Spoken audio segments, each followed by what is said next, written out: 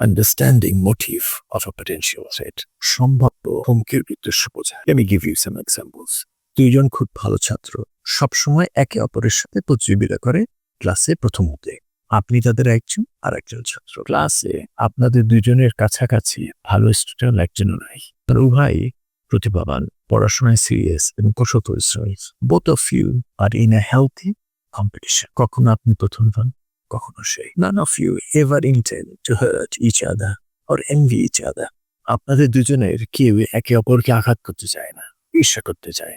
You appreciate each other. এখানে শুধু একটা স্বাস্থ্যকর প্রতিযোগিতা। তবে যদি চান আপনাদের উভয়কে একে অপরকে ক্ষতি করার যে দক্ষতা, যে উপায়, সেটা আপনাদের কিন্তু আছে, কিন্তু আপনাদের কেউই ওভাবে চিন্তা করেন না। So you see, motive is missing. Therefore, there is no threat. এখানে উদ্দেশ্য নাই, এ কারণে হুমকিও নাই। আমরা খেলাধুলার মধ্যে অনেক স্বাস্থ্যকর প্রতিযোগিতা দেখি। ধরে দুজন খুব ভালো ফুটবলার আলাদা টিমে খেলে। On field, they are each other biggest rival. During football match, people see them argue with each other time to time. Football ম্যাচের সময় দেখা যায় তারা একজনের সাথে আরেকজন তর্কাতর্কি করছে, কিন্তু মাঠের বাইরে আর খুব ভালো করে একসঙ্গে সময় কাটায়।